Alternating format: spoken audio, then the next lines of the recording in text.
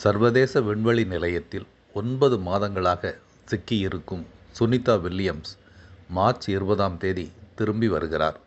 திட்டமிடப்பட்ட நேரத்தில் பூமிக்கு திரும்ப அழைக்கப்படாமல் சர்வதேச விண்வெளி நிலையத்தில் 9 மாதங்களாக சிக்கியிருக்கும் இந்திய வம்சாவளி விண்வெளி வீராங்கனை சுனிதா வில்லியம்ஸ் அநேகமாக மார்ச் 20ஆம் தேதி பூமிக்கு திரும்புவது உறுதியாகிவிட்டது.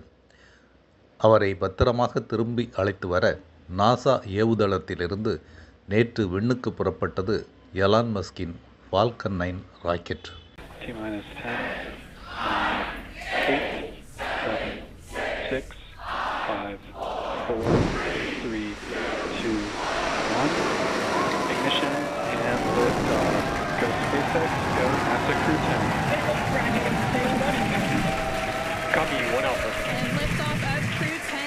Vehicle pitching downrange. Space Station.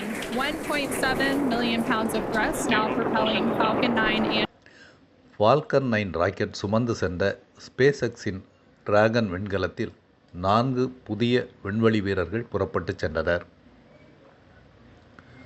மணிக்கு 28,000 கிலோமீட்டர் வேகத்தில் பூமியை சுற்றி வரும் சர்வதேச விண்வெளி நிலையத்துடன் டிராகன் விண்கலம் பாதுகாப்பாக இணைவது என்பது ஓர் பொறியியல் அற்புதம்.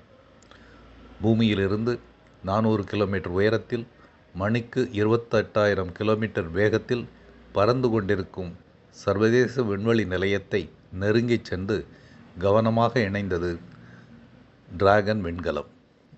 அவ்வாறு இணைந்தபின் சர்வதேச விண்வெளி நிலையத்தில் தங்கியிருக்கும் சுனிதா வில்லியம்ஸ் டீம் புதியவர்களை ஆர்வத்துடன் வரவேற்றது. புதியவர்களுக்கு பயிற்சி அளித்துவிட்டு மார்ச் 20ஆம் தேதி சுனிதா வில்லியம்ஸும் மற்றவர்களும் டிராகன் விண்கலம் மூலமாக பூமிக்கு திரும்புவார்கள். பயணத்தின் ஒவ்வொரு கட்டமும் ரிஸ்க் நிறைந்ததுதான். இதனை துணிவுடன் எதிர்கொள்வதாலேயே இவர்கள் விண்வெளி வீரர்கள்.